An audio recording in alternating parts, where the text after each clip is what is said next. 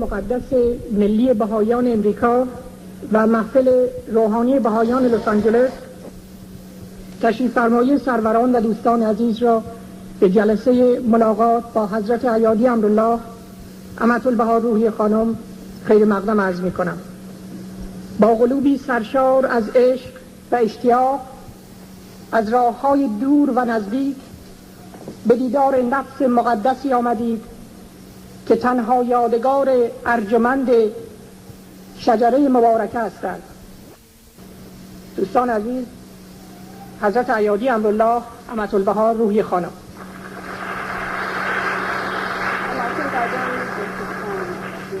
دوستان عزیز من خیلی خیلی خوشحال هستم که توانستم بیام به کالیفرنیا و که اینقدر دوست از ایران ببینم امشب. شما حیف از خیلی خوب نمیبینم با این چراغ تو چشمم، لکن از وقت که من شنیدم که علل خصوص به کالیفرنیا اینقدر بهایی از ایران مهاجرت کردن، دلم خواست شما رو ببینم.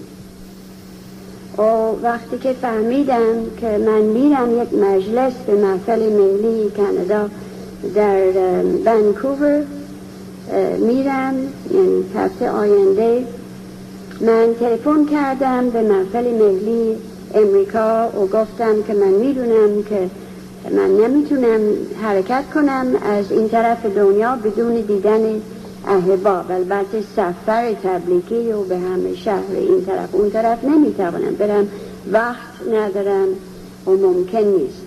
لکن اگر شما میل دارید من حاضرم برم به لس آنجلس و علل خصوص یک مجلس برای دوستان از ایران بگیریم با هم و یکی برای انگلیسی حرف میزنن به اهل اینجا.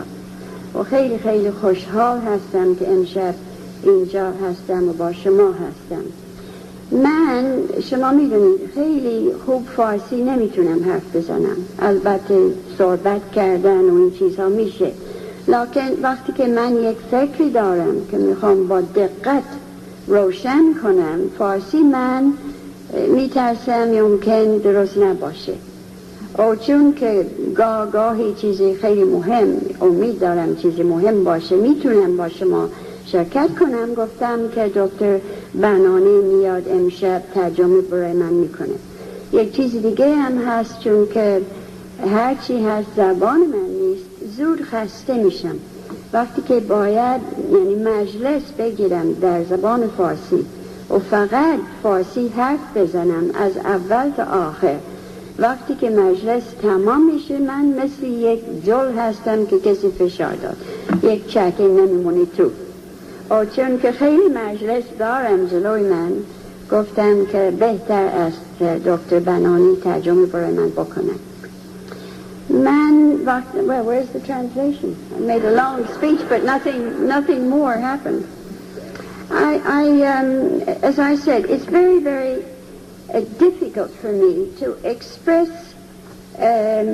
subtle thoughts in Persian. خیلی کوتاه در آمدیم.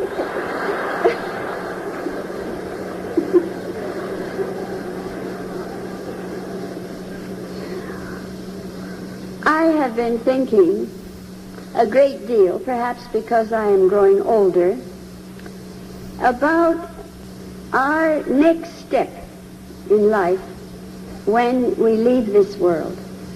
هرچه بر سن اضافه میشه بیشتر فکر قدم‌های بعدی هستم که مرحله بعدی بعد از این زندگانی ما به کجا می‌رویم. I think that the Baha'is, and I have been saying this in all kinds of meetings lately, the last few years, in all kinds of places, I think that although we Baha'is believe in immortality very firmly, we don't pay enough attention to the subject. هرچند همه ما احباب معتقد به بقای روح هستیم، ولی کمتر درباره این موضوع فکر می‌کنیم. Can you hear us? Is it being received everywhere? خوب میشنوید؟ All right, that's the main point, is to be heard if you're talking. I remember when I was a child my mother, I suppose, impressing upon me those words of Abdul-Baha, that all that any man receives at the end of his life, if he is a king or if he is a beggar, is 6 feet of earth. به خاطر دارم وقتی که طفل بودم مادرم از قول حضرت عبدالبها نقل می‌فرمودند که در موقع رفتن از این دنیا چه شاه باشیم چه گدا، قسمت ما فقط 2 ذر زمین است. I have had something in my heart to say to the Persian Baha'is who have come to America, particularly America but also Canada, ever since you left Iran. And I'm going to say it tonight, and I hope you will accept it in the spirit in which it is given. مطلبی است که از وقتی که از عرض اقدس حرکت کردم همیشه در دل داشتم که با احبای عزیز ایرانی به میان بگذارم و امشب میخوام بگویم و امیدوارم که در با همون روحی که من میگم شما قبول بکنید. Ever since I heard the Persians had come to this continent. از وقتی که شنیدم که تعداد احبای ایرانی به این تعداد به این قاره تشریف آوردن. You know, Baha'u'llah says, seize your opportunity, for it comes but once. حضرت بهاءالله می‌فرمایند که فرصت رو محکم بگیرید چون فقط یک بار به دست میاد. You Persian Baha'is have had a tremendous upheaval in your personal lives because you have had to leave your country and in many cases most of your possessions and your worldly goods and money behind you. شما احبای ایرانی با یک دگرگونگی و انقلابی در زندگی روبرو شدید و اغلب شما مجبور شدید که زندگانی و اموال دنیایی خودتون رو در ایران ترک بکنید. Every change that we have in life of any kind, birth, marriage, the coming of the first children, death, a change in where we live, in occupation, every change in life brings with it great opportunities. هر تغییری در زندگی از تولد تا ازدواج تا تمام تغییرات عمده‌ای که در زندگی پیش میاد با خودش امکانات تازه‌ای به وجود می‌آورد. Now, you Persian Baha'is have had tremendous upheaval in your life. As I said, for some of you it hasn't been so bad because you made plans and protected yourself to some extent. From others it has been very, very difficult. این انقلابات برای شما احبای ایرانی بسیار اشکالاتی به وجود آورده.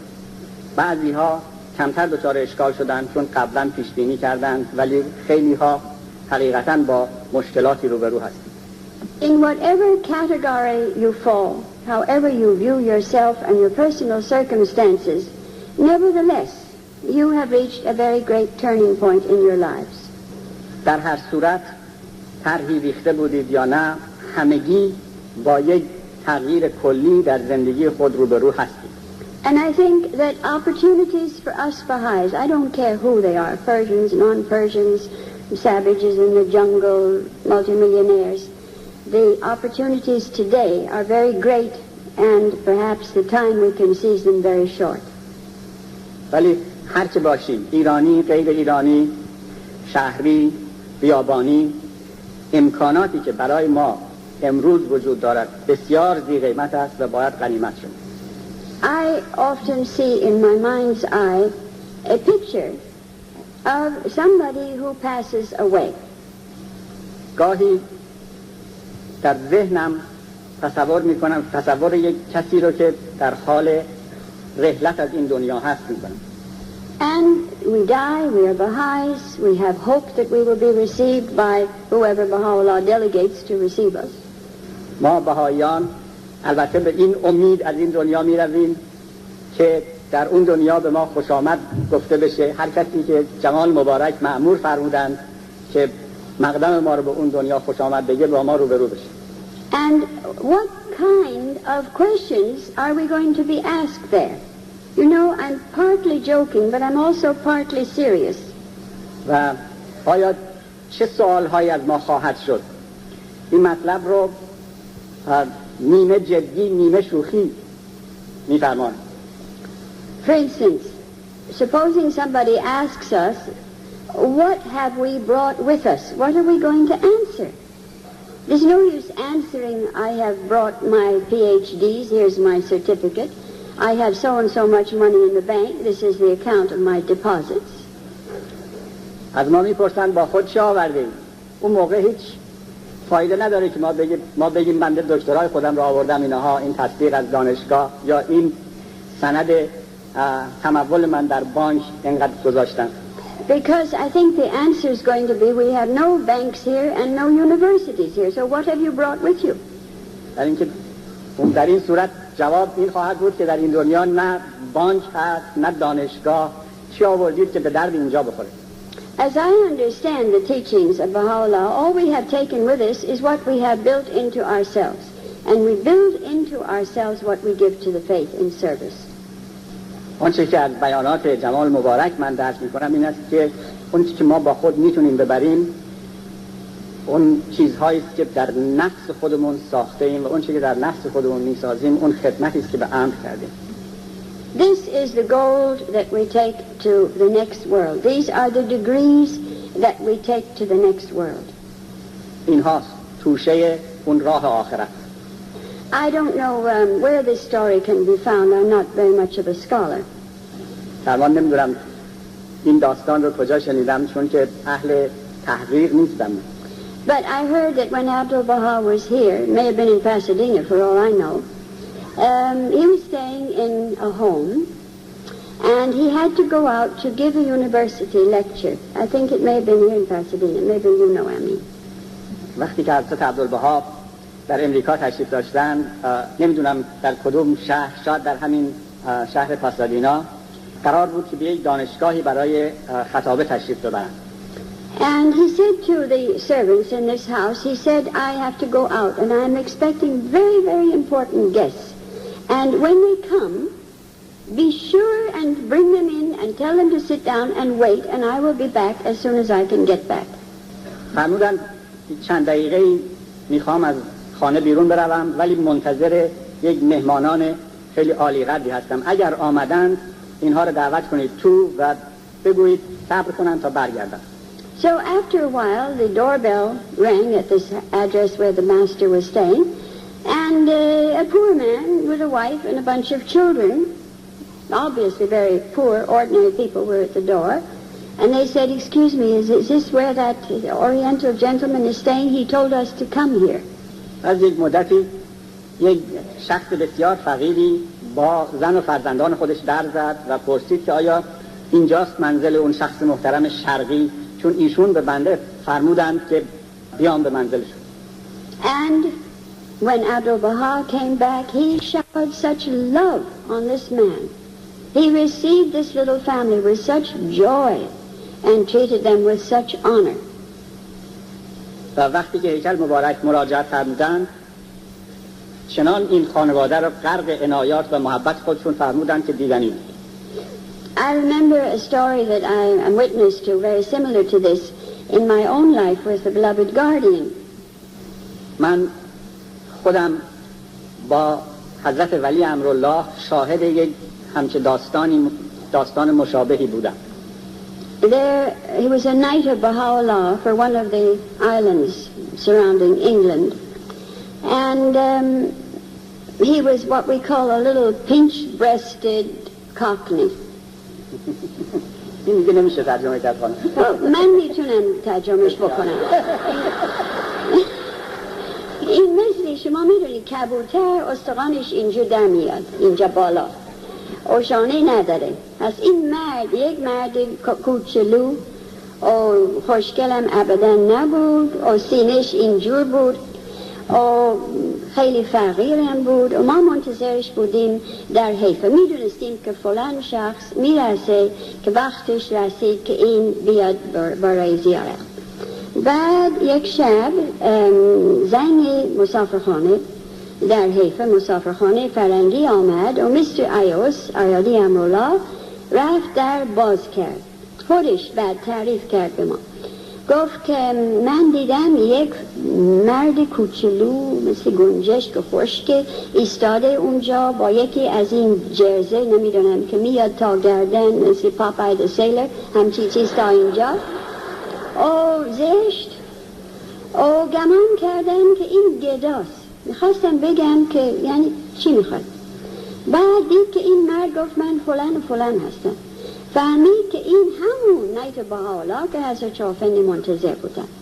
بعد ما همیشه در حیفه حضرت چوافندی شما لابد شنیدید میز مسافرخانه اینجور بود و عوض این که بالا بنشن حضرت چوافندی همیشه این طرف نشستن و من و منشیشون و اینها که در حیفه ساکن بودن پهلوی ایشان و زائرین جلو یکی بالا میگذاشتن و اینها جلوشون زائرین گذاشتن که بتوانن به آسونی به اینها صحبت کنن.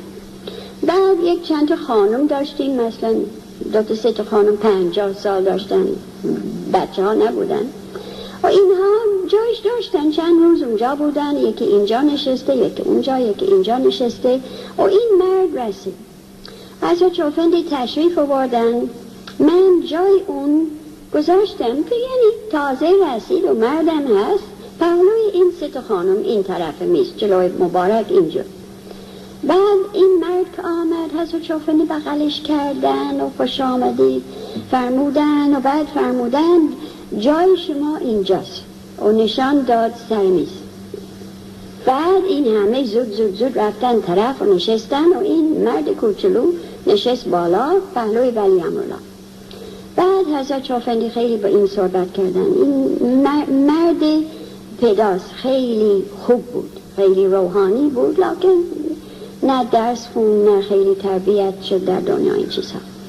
بعد همیشه از بس که دوست داشتن حضرت چوافندی اینجا دست میگذاشتن و نگاه کردن به ولی امرالله اینجا. او یعنی دماغ این مرد انقدر دور از صورت ولی امرالله. بعد یادم هست یک دفعه فرمودن گاردین دستش اینجا بود جلوی دماغ ولی امرالله.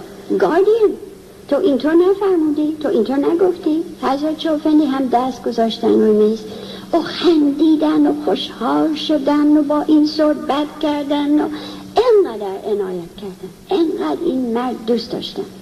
ما گاهی آش برای شب داشتیم.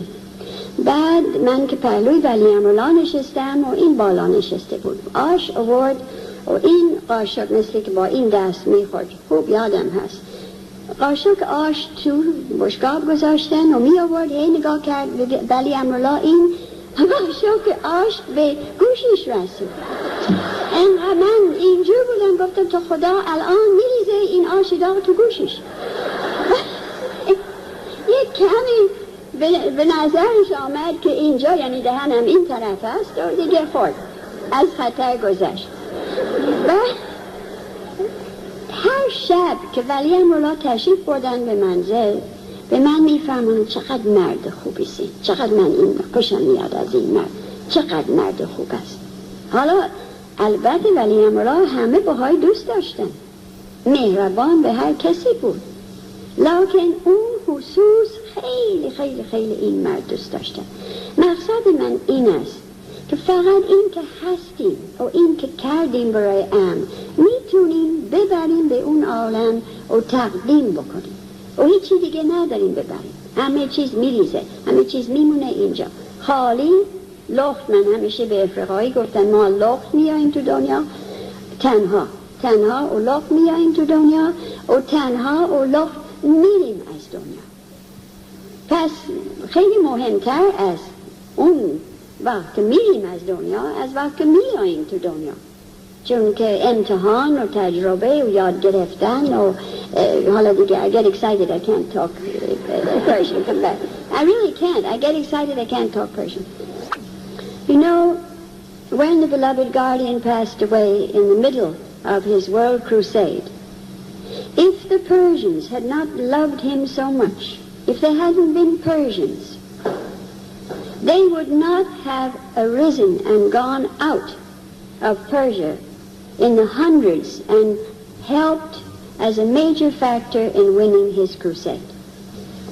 وقتی که حضرت ولی عزیز امرالله در سال میانه جهاد کبیر اکبر صعود فرمودند، اگر به خاطر قیام صدها نفر احبای عزیز ایران نبود، اون همه فتوحات میسر نمیشد. Now I think the same thing has happened again. You all knew that something terrible was going to happen to Persia because you're Baha'is. You knew it from the predictions of the Bab, Baha'u'llah, Abdul Baha, Shoghi Effendi. So don't be so surprised that it happened at last. حال ما با یک سانحه‌ای روبرو هستیم و البته شما احبای عزیز برای شما هیچ تازگی نداره، برای اینکه از قلم حضرت اعلی جمال مبارک، حضرت عبدالبها و حضرت ولی امرالله ما انذار شده بودیم و انتظار این اتفاقات رو در ایران داشتیم. This, as I said, can be a turning point in your lives and in the life of the spread of our beloved religion. بنابراین این اتفاقات میتواند یک نقطه عطفی باشد در زندگی خود شما و در تاریخ امر. So, as I said before, seize your opportunity, as Baha'u'llah said, for it comes but once. پس همونطوری که جمال مبارک فرمودند، این فرصت را غنیمت بدانید برای اینکه فقط یک بار به دست شما میاد. You know, one of the saddest things in life is that we cannot live other people's lives. یکی از چیزهایی که همیشه دربارش ما محزون هستیم این است که ما نمیتوانیم عمر دیگران رو به جای اونها زندگی بکنیم. I think that the Persian friends, first of all, should get out of the big cities. I have said it to the other friends till I am tired of saying it. اول از همه احبای عزیز ایرانی اگر در شهرهای بزرگ تجمع نکنند خیلی بهتر است. این مطلبی است که من به تمام احبا یادآور میشم تا اینکه زبانم مو درآورد. I have told this story to the Baha'is so many times. که حضرت افندی احبا می آمدن. البته شما می دونید که ملاقات مردان از ایران زائرین بالا دیدن و زیارت کردن. خانم ها هرچی به خانم ها فرمودن من شنیدم چون که حاضر بودم و سر میز فرنگی ملاقات کردن و هرچی به اونها فرمودن منم شنیدم و من خوب یادم هست که فرمودن بعضی بار احباب البته پرسیدن when is the catastrophe coming? It's catastrophe in Persian. سانحه مصیبت. But when is it coming? که میاد.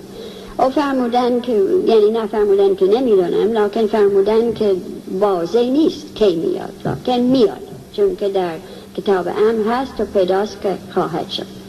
بعد میپرسیدن پس وظیفه احباب چیه؟ فرمودن هرچی دورتر از محل تمدن فرار کنن بهتر. The further away they are, you come and translate this properly into Persian, the further they are from the centers of civilization, the safer they will be. All these very exact points, precise points, you're doing beautifully, you know. I just repeat. All right, repeat it, only in more elevated Persian. هرچه دورتر از مراکز تمدن باشند محفوظ تر است. You better be careful because if you applaud it means you agree. فرمان مواظب باشید اگر که خیلی کف بزنید یعنی که همه موافق هستید.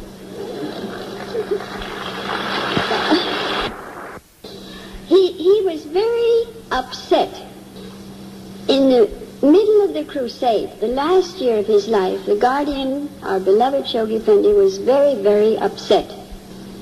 سال آخر حیاتشون حضرت ولی امرالله ما وسط جهاد کبیر اکبر که بودیم بسیار مضطرب و ناراحت بودن. Because he said that the response of the Baha'is of the world to winning the goals of his 10-year plan was falling off.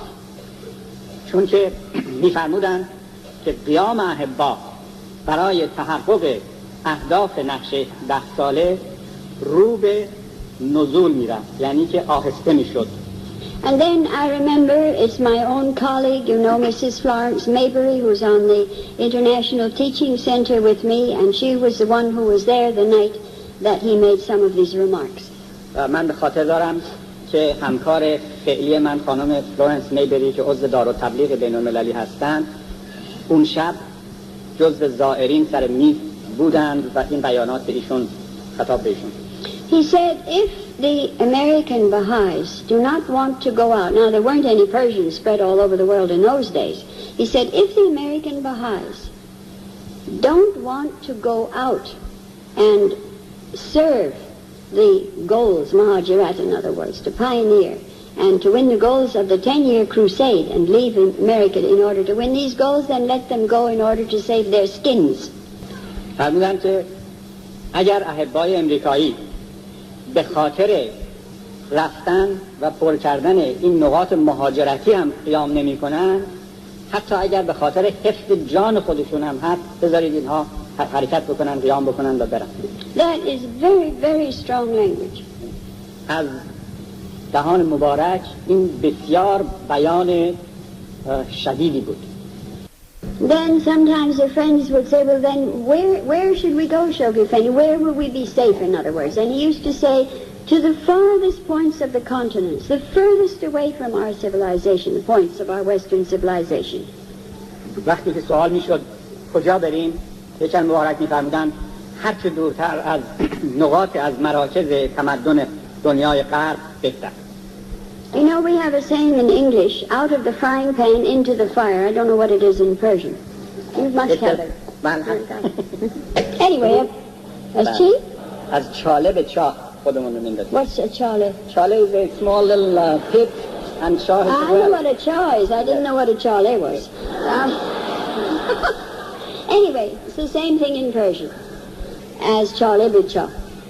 Now, the point is that you came out of the chale of Tehran. Why do you fall into the chale of Los Angeles?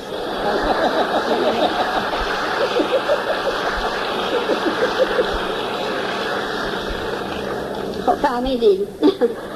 نه راستی من نمیفهمم، من نمیشناسم احباب چی فکر میکنن. خیلی خوب، من یک قیش قوم دارم، یک چندین سال پیش گفتم برو حرکت کن، برو به وست ایندیز، به این جزیره اون طرف امریکا.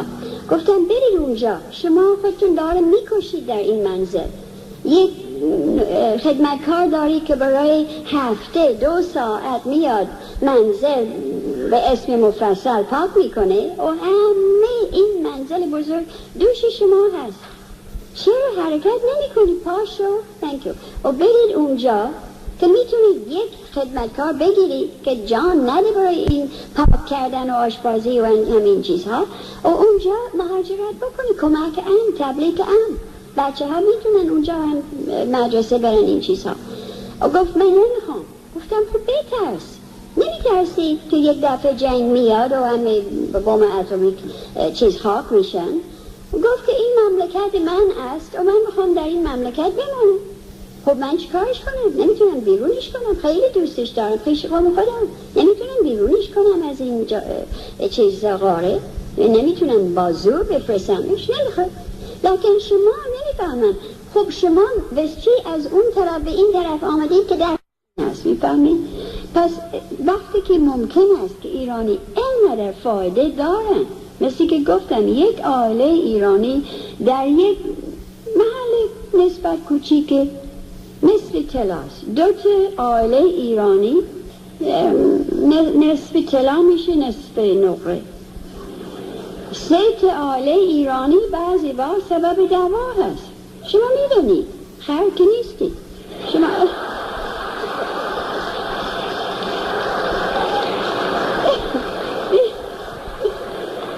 ببخشید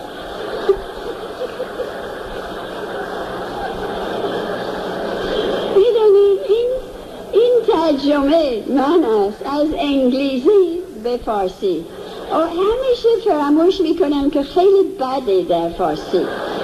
در انگلیسی میشه گفت you are not fools که خیلی بی ادب نیست، لکن خرک نیستی در ایران، در فارسی خیلی بده، ببخشید، نادان نیستید، عقل دارید.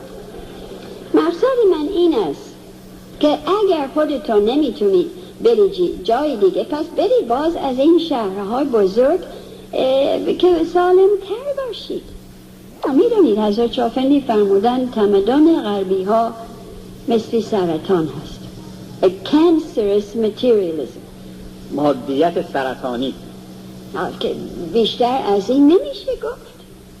پس چرا ما انقدر به این میچسبیم وقتی که سمه و وقتی که میریم یا کشته میشیم تو اتومبیل یا از سرطان یا از ناخوشی قلب یا از نمیدونم خدایا انقدر ناخوشی هست در این تمدنمون، محل تمدن زیاد که سالم نیست برای نفوس. You know, I have found something very interesting. I've thought about it a very great deal. The Persians, not only the Persians, but the Persians are back where my ancestors were, maybe, what shall I say, 150 years ago at least, or 200 years ago, and I'll explain to you what I mean. مطلبی است که دربارش فکر کردم، احساس میکنم که ایرانی‌ها و نه فقط ایرانی‌ها، عده‌ای از مردم روی زمین یک وضعی زندگی میکنن معادل 150-200 سال پیش اون نوعی که اجداد من زندگی میکردن.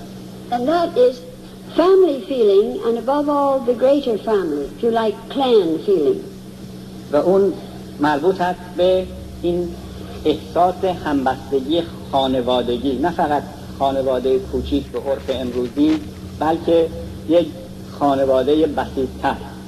I think sometimes all of us, if we understand why we are doing something, it enables us to see more clearly and perhaps to make wiser decisions.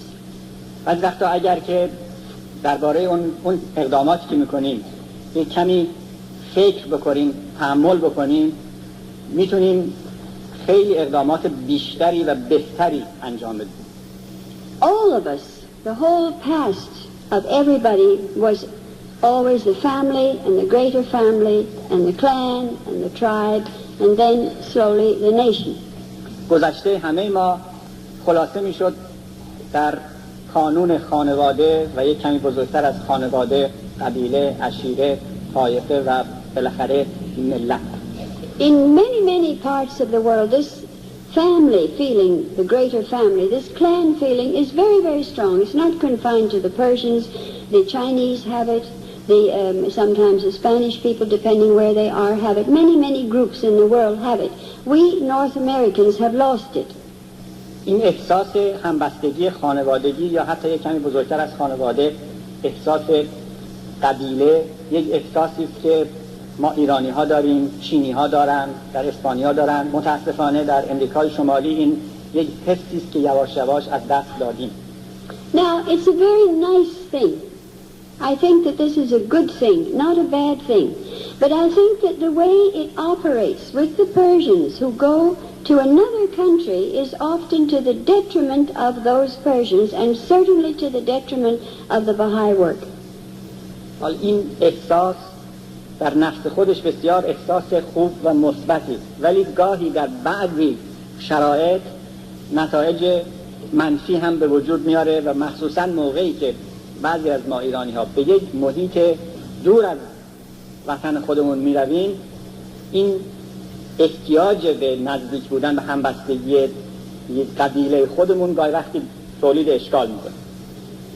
And I think that, as I said, if we understand why we do things, then we can make wiser decisions. و همونطور که گفتم اگر که ما به کار خودمون بصیرت داشته باشیم و بفهمیم که چرا این کار رو اینطور کردیم، اون وقت میتونیم یک تصمیمات بهتری بگیریم. The Persians that I see many places, I remember in India once, we were in a very lovely Baha'i community, and the strength of this relatively new Baha'i community in a university city was the Persian pioneers. خاطر دارم در هندوستان یک جامعه بهایی بسیار تازه بنیاد و محکمی در یک شهر دانشگاهی ملاقات کردم و پایه قوت و بنیه این جامعه مهاجرین ایرانی بودند. And one of these very, very devoted, outstanding Baha'is was a board member. And when we were there, he said, Ruhiyyih Khanum, can't you try and get some of these Persian families to move to this place and that place in the same state? I mean, what? Maybe similar in those other places. How far away? 50 miles. Less than 50 miles. A short distance, not the other end of the world or the other end of India. Just a short distance away so that they could open the faith in new centers and attract new people and be the foundation of new Baha'i communities. یکی از این احبا که خودش عضو هیئت معاونت بود از من خواهش کرد که تشویق بفرمایید این احبا رو که حتی مسافت‌های کم در این اطراف اگر که نقل و انتقال بکنن، حرکت بکنن، هر کدومشون پایه و بنیاد یک جامعه تازه میتونن باشن. من وقتی که فهمیدم که این عنایت عظیم که ابدا منتظر نبودم که حضرت شافندی منم قبول کردن و گرفتن، من خیلی به هم خوردم. یک سال بود، یک حالی بودم مثل کسی چوب زد به سر من و خاموش شدم. یواش یواش دوباره به هوش آمدم از بس که تکان خوردم، تعجب کردم. بعد یک چیزی خیلی خوشحال شدم. والده من همیشه ایخان خیلی دوست داشتن و خواندن. I don't know whether you can translate that passage that many a sinner in his last moment has been accepted and ascended on high and many a saint has done a tailspin. I don't know, I can't remember the words. این عبارت رو بنده نمیتونم کنم ولی در کتاب مستطاب ایران حتی به حالا میفرمان که چه بسیار گناهکاران در نفس آخر عاقبت به خیر شدند و چه بسیار اشخاص خیر در نفس آخر باختند. باختن is the word? What's باختن؟ یعنی رفت پایین. هرچی هست من خیلی خوشحال شدم. گفتم که به خودم البته گفتم که حالا همه باید جوش بزنن برای خیر خودشون، لکن من ابدا زیر بغل حضرت شافندی میرم و اونجا محفوظ هستم و نباید دیگه جوش برای خیرم بزنم. دیگه تمام شد، اون یک چیزی تمام شد. بعد از نمیدونم چند هفته که با ولی امرالله بودم، یک روز فرمودن و قسمت شما در دست خودت هست. And your destiny lies in your own hands and you are responsible for it. سرنوشت شما دست خودتون هست و فقط خود شما مسئول اون هست. من انقدر به هم خودم گفتم تو خدا این دادم و خلاص شد، باز برگشت به دست من، باید جوش بزنم تا آخر نفس مثل باقی و تا حالا جوش میزنم. میفهمید؟ یعنی مقصد من این است ما نمیتونیم فرار کنیم، اصول هستیم برای خودمون، جایی نیست که خودمون قایم کنیم، نمیتونیم فرار کنیم، رو به نقطه باید جواب بدیم. این عزیز جناب سمندری چی مرد خوبی بود، چی سر مشک برای همه ما بودن، انقدر عزیز بود. بعد آخر که رسید به حیفه، شما میدونید اون 68 بود، جشن 100 سالی در بجی. بعد این آمد از ترکی، فوراً ناخوش شد، رفت اسپیتال و مرد. منم از یک سفر بزرگ برگشتم، خیلی خیلی ناخوش بودم چند ماه، گمان کردم خودم هم جان میدم اون با. بعد میخواستم سمندری ببینم، رفتم اسپیتال 2 روز پیش از این که فوت شد. منم شناخت و به گریه افتاد. گفت خانم دیگه دعا کنیم تا آخر نفس، تا آخر نفس. همچی مرد، همچی ایادی امرالله فقط 2 روز پیش از این که جان داشت جوش میزد که دعا کنیم تا آخر نفس. حالا ما این چیزها باید فکر بکنیم، چی بکنیم؟ بهایی هستیم، این همش هست در ام، باید فکرش بکنیم. نمیتونیم دیگه نمیخوام این فکر بکنم چون که خیلی فکری روشن نیست و مسرور نیست و میخوام چیزی فکر کنم که خوشحالتر بشم از اون فکر میشم. پس ما اصول هستیم برای عمل خودمون و این ایام از ایام امتحانه. آخر دنیا کی؟ امروزه. در قرآن نمیدونم امین اگه شما یادتون هست، البته در عربی یادم نیست، لکن حضرت رسول میفرمان don't come to me with excuses and say my priest said and my father said and this and that because you will be held responsible for your own self. اصل آیه یادم نیست ولی مضمونش این هست که در قرآن حضرت رسول میفرمان که با عذر و بهانه این که پدرم اینطور گفت یا کاهن اینطور گفت یا ملا اینطور گفت پیش من نیایید. Abdul-Baha used to say, I desire for you distinction. Such beautiful, beautiful thing he wished for us Baha'is.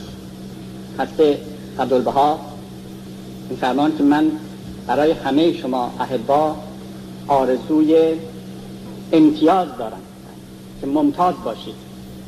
And this was his wish for us. Now it's up to us to win this distinction. It won't fall on our heads. We have to win it. It has to be something that we seize, this distinction in the service of the cause of God. این وظیفه ماست که این آرزوی مبارک رو به تحقق بپیوندونیم، این امتیاز رو برای خودمون جلب کنیم. ایرانی در امریکا میخواد تلویزیون خود یک بهایی از ایران در این مملکت میخواد که تلویزیون یک اینترویو بگیرید در بار ایران و احبای ایران و چیزهایی هستن. شما فکر کنید اگر اون وقت اون شد این نمیشد. میفهمید و خدا میدونی این دوست ما چی میداد با اجازه یک محفل ملی، با اجازه بیت الارض خیلی خطر بده، خیلی خطر بده. احبا باید بدانند. Look, I get excited when I can't talk Persian. Some say they all have to be vigilant. This is their duty.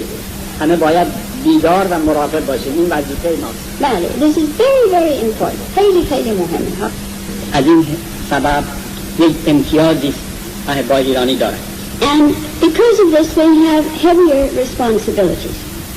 و به این دلیل مسئولیتشون هم سنگین‌تر است. You know, those 6 years that the hands of the cause of God took care of the cause until the House of Justice was elected and we could put everything in the hands where it belonged. اون 6 سالی که ایادی امر مسئول اداره امر بودند تا بیت العدل اعظم انتخاب شد و توانستند که این مسئولیت رو دست‌هایی که باید بسپرند. We had an agreement.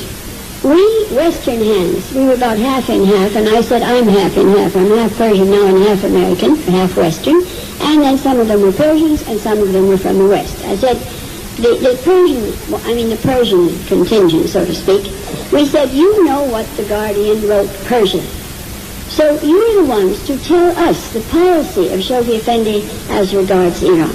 در اون ایام ما ایادی یک توافقی داشتیم که نصف و نصف اون موقع نصف ایرانی بودیم نصف غربی و من خودم رو نیم ایرانی و نیم غربی حساب میکنم و این توافق این بود که شما ایادی ایرانی که به آثار حضرت ولی امرالله و زبانهای فارسی و عربی آشنا هستید و به آنچه که هیکل مبارک درباره ایران بیان فرمودند واقف هستید این مطالب رو برای ما توضیح بدید و تشریح کنید. But we know what he wrote the West and his policies with the West and they were not the same. So you will have to take our word for it when we call your attention to the fact that you say that you did it this way in Persia and your National Assembly did it this way in Persia, but we're telling you that that's not the way they did it in the West. و در ضمن شما ایادی ایرانی هم از ما ایادی غربی قبول بکنید آنچه که در دستوراتی که ایشون برای محافل غرب میفرستادن و ما به اونها واقف هستیم اینها را از ما بشنوید و قبول بکنید چون که در خیلی از موارد یک تفاوت‌هایی بین این اوامر و دستورات مبارک بود. ما قبول میکنیم که شما در ایران چه دستوراتی داشتید شما هم از ما قبول بکنید که ایشون چه دستوراتی درباره غرب به ما دادن. So we worked that way and of course we had a terrible lot of work and it went along fairly steadily. But then we would get questions from Africa. And then of course there were other instructions from Shoghi Effendi applying to these developing country communities. ما به این ترتیب کار میکردیم و پیش میرفتیم ولی گاه به گاهی هم مسائلی پیش می آمد، مثلا سوالهایی از احباب از افریقا می آمد و اون وقت ما باید مشورت بکنیم این تکلیف چیست. And we did it according to the instructions of the guardian, which were different. و می باید اوامر و دستورات که از ولی امرالله داده بودند استفاده بکنیم که گاهی با هم تفاوت داشت. So Janab Jalal Khaze, one of these days he got very nervous and he said, I didn't know that there were 3 religions, I thought there was one. یه روز یادم میاد که جناب جلال خازه خیلی عصبانی شدن. من هیچ تصور نمی کردم که ما 3 دیانت داریم. من فکر می کردم که دیانت مبارک فقط یکی. من میش گفتم جلال ببینید اینها بچه هستن. Well, anyway, those are the children. We, the Westerners, are the adolescents, but the Persians are the adults. That's the difference. You don't feed them the same food. They're in different stages of development. من به جناب خازه گفتم که ببینید ما همه در یک مرحله نیستیم. این احبای افریقا در مرحله طفولیت هستن. در ام بله. احبای غرب در مرحله جوانی هستن و احبای ایران در حال رشد و بلوغ. مقتضی هر کدوم این مراحل زندگی یک جور مختلفه. اون غذایی که ما به طفل شیرخوار میدیم به شخص بالغ نمیدیم. So, Shoni Fendi himself, and thank heaven we have it over his own signature, made this clear in many communications to national assemblies. الحمدلله این اوامر صریحاً از طرف خود حضرت ولی عزیز امرالله روی امضای خودشون به محافل ملی مختلف در دست ما هست. And the House of Justice, as you know, because you have seen their message in Persian, which was dated February the 10th, 1980, to the Persian Baha'is who had left Iran, has reiterated very much the same theme. و حالا بیتولد اعظم هم در پیام خودشون به تاریخ 10 فوریه 1980 خطاب به احبای ایرانی دور از وطن خود این همون بیانات و نصایح رو تکرار فرمودند. Because of this, you must follow, and I think, friends, this is very, very important. You must follow the laws of Baha'u'llah that were given to you in Persian. You must follow the Baha'i marriage laws, the law of the whole, the things that you were asked to do as Persian Baha'is in Iran, you must continue to do here. You mustn't ask the Western Baha'is to be like you. They're not ready for it. The House of Justice will tell us when they are ready. But you must not give up this precious privilege you have of being seniors. به این دلیل احبای عزیز شما اون خدمتی رو که در امر داشتی حالا هم از دست ندادید و همون اوامر مبارکی رو که در ایران اطاعت می‌کردید، تعالیم مربوط به ازدواج بهایی، مربوط به ادای حقوق الله، همه اینها رو حالا هم اون شامل شما هست و تکلیف به احبای غرب که هنوز مستعد همه این تعالیم نیستند هم نمی‌کنید. نوبت اونها هم میرسه. Another thing I want to say, and this I don't know whether it was in that Persian letter of the House of Justice or not, but I want to say it to you, and that is this. Be careful of this civilization. It's deadly poison. Protect your children from it. Don't imitate it. It won't do you any good. It will destroy your children. You're in a dangerous atmosphere, in a dangerous environment. More dangerous from your children who have come out of Persia from a different background than from the people of this continent that have been growing up in this environment. It's like people that are exposed to a disease. If people have been exposed to a disease a long time, they have more immunity. People who have not been exposed have less. You be careful of your young people. Be careful of this deadly civilization. Don't let your young people become like the young people in this continent or you will lose them. خیلی مواظبت بکنید، مخصوصاً اطفال خودتون رو. در این تمدن مهلک یک کاری نکنید که کودکان شما تقلید این کودکان غربی رو بکنن. مواظب اینها باشید و از این سموم این چیزی که به اسم تمدن ما میشناسیم اینها رو حفظ بکنید. بی ادبن، بی حیاءن، والله در خطر عظیم هستن. بچه هر کسی باشه، امریکانی یا شما که آمدید اینجا، لکن مواظب بچه هایتون و جوان هایتون باشید و اما خصوص مواظب آزودگی باشید. I don't know where it is in Persian. I know where it is in English. In the Gleanings, if you take the Gleanings of Baha'u'llah translated by Shoghi Effendi, and you look up liberty, which is an elevated word for freedom. The same thing. People think liberty and freedom are different. They're not different at all. Freedom and liberty are synonyms, but liberty is better English, more elevated. You read what Baha'u'llah says about liberty, it makes your hair stand on end. And this is the permissive society that you're living in. اون چی که جمال مبارک درباره حریت فرمودن این بیان در کتاب مصطلح و احساس هستند، الان حفظ ندارم، ولی حضرت علی امرالله این رو در کتاب گلینینگ به انگلیسی هم ترجمه فرمودن. این بیانات رو راجع به حریت، اون کلمه خوش‌صدا و خوش‌زنگ اگر بخوانید موی بر بدن شما راست میشه. We are in danger in this civilization, and the young people are in the greatest danger because they are delicate. They haven't got formed characters yet. So you must be careful of your young people.